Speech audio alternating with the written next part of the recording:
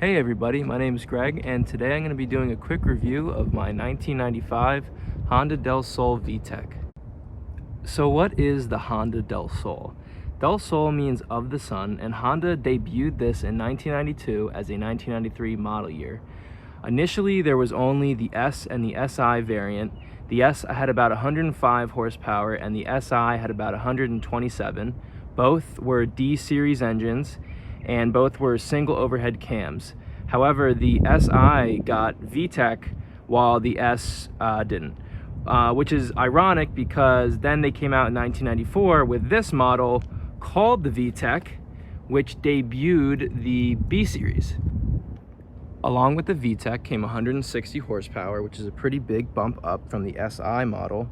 And also, it only came with a manual transmission, which the S and the SI both also came in auto and manual. Along with the B series and the VTEC, you got a stiffer suspension, larger front disc brakes, and 14-inch wheels. So for the 93 model year debuting, it was actually called the CRX Del Sol, which many Honda guys and CRX people were kind of pissed off about because it's clearly not really a successor of the car. It's not anything like the CRX, but Honda kind of realized that, and sales were also down calling it the CRX, so they switched the nameplate to the Civic Del Sol in 1995. Honda pretty cheap with the sticker badging on the Del Sol, but I think that's kind of makes sense for the time period of Honda. And then here's a little special sticker you got if you have the B16 in it. And if you aren't aware, the Del Sol has a roll-down rear window, which I'll be getting to in a bit. Quick fun fact about the Del Sol, it was actually the first open-air Honda sold in the United States. So it's a removable target top, which stores in the trunk. When the Del Sol came out in '93, it had this front fascia with the little teeny tiny fog lights, although Honda calls them auxiliary lights, so they're not really fog lights, kind of confusing. In 96 to 97, they debuted a new front fascia for the car, and Honda guys call it the dolphin nose. I'll put a picture of it up on the screen.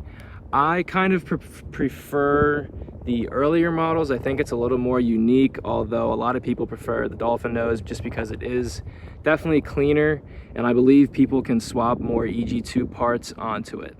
So there's a little overview of the Del Sol and the history of the trim levels that Honda released in the 90s. Now let's go over the interior. So depending on the color of the car you got, mine is in Milano red. It changed the center stripe on the seats. They're pretty comfortable. After some long drives, they do get a little uncomfortable just because they are 28 years old, sorry. And as you can see, mine is worn down on the left side because just getting in and out of the car, you kind of have to slide in because it's so low. And I think on probably, I'd say 99% of the Del Sols you see out there, the front seat will be messed up. As you can see on the driver's side, it says Del Sol in the Del Sol font and kind of has that same graffiti pattern as the passenger side. Not many Del Sols came with these. Like I said, they were a factory option. So it's not something that you had to get with the car, but it's always cool seeing them. And they're definitely a little rarity if you own a Del Sol. So pretty typical 90s Honda in here. You have this massive steering wheel that probably came out of different Honda models of the time.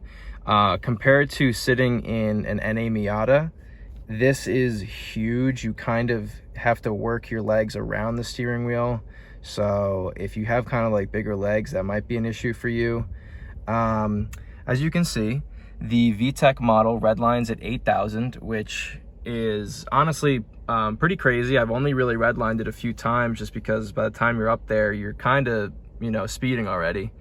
I am the second owner of this particular Del Sol with 158,000 miles. I believe I bought it around 150 about a year and like 6 months ago. So yeah, getting on to the climate controls, pretty typical for Honda, like I said. AC, I believe, was an option in this car, so I got the AC. Aftermarket stereo because kind of need Bluetooth nowadays, and then 5-speed manual. Parking brake. Pretty typical Honda. Fun fact, the Del Sol was actually the only Honda that came standard from the factory with power windows. And the reason that is because of that rear power window that I'm going to show you in a second.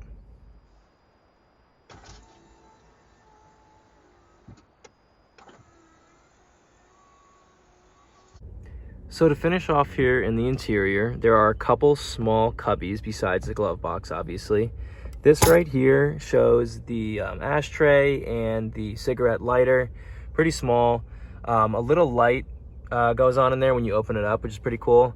And then here's the center console, very, very tiny.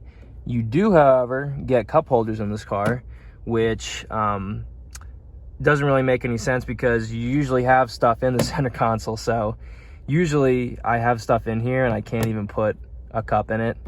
And then lastly, you have a couple of storage cubbies back here, which you can lock. So I mentioned how this is a removable targa top. The way that you remove the top is, if you can see the handle over there, you basically pull that clip in and you can hear it, and then it unlocks. So you just do it on each side and it comes off. So after you have the top unclipped, this is where the top clips into. Once you get it on there, you clip it into place and it stays in place pretty well. As you can see, the size of the trunk in this car is actually pretty massive compared to many other roadsters of the time. That's another huge perk of the Del Sol compared to things like the MR2 or the Miata, for example. So yeah, trunk space is really never a huge issue for me in this car, which is pretty great. So like I said, once you have the top off, you can put it into its slot, and then it simply just clips into plates on each end. And yeah, and then you can actually access below it by pulling a little clip right here. So it's pretty convenient. It is a one-person job, so the roof is really not heavy at all. Having two people definitely makes it easier. The only thing that I would say is that when it's a hot day like today, the top can get pretty hot, so just be careful and don't burn yourself, and don't drop it. Definitely don't drop it. So there's the car with the roof in it. There you go. And now you're riding topless in your Del Sol. So it's pretty simple, pretty easy, and yeah, it's pretty convenient too. So with most of the features and quirks of the Del Sol being covered, let's talk styling on it, because a lot of people really don't like how these look. I personally think that they're cute. I don't know if I would call them cool. Almost kind of compared to Miata. The NA I think is a cute car, but I wouldn't say that like the Miata or the Del Sol look tough, you know? So when people mod them, I think tastefully modding them is all right, but when people do over the top stuff, I just think it kind of looks a little weird. Personally, I have mine kind of OEM plus right now. I'm working on getting a set of wheels and then lowering it a bit on some coils, but basically everything is OEM besides my catback.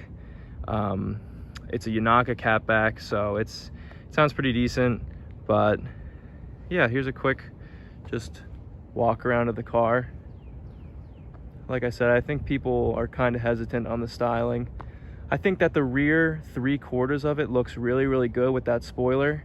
I think where it kind of loses people is where you kind of get to the front fascia. I think if Honda somehow gave it pop-up headlights, that these cars would kind of be classics. And I think that if Honda marketed the car better, it would have been good. I just don't think the name Del Sol really stuck at all. And then when they came out with the VTEC model, it was pretty ironic because the SI also had VTEC. So the name didn't really make any sense. Overseas, there is a B16 model called the SIR, which is very similar to the VTEC. So if Honda possibly called it something similar to that, I think that it would have done a lot better. So here's under the hood of the Del Sol VTEC. As you can see, the B16A2. The VTEC also came with this strut bar from the factory and also a rear mounted strut bar too. It does not come from the factory with the red valve cover. That's something that I did on my own just because I thought it would look cool and match the paint of the car. But pretty generic Honda under the hood. But yeah, so here's the B16. All right guys, thank you for watching, and I hope you guys enjoyed.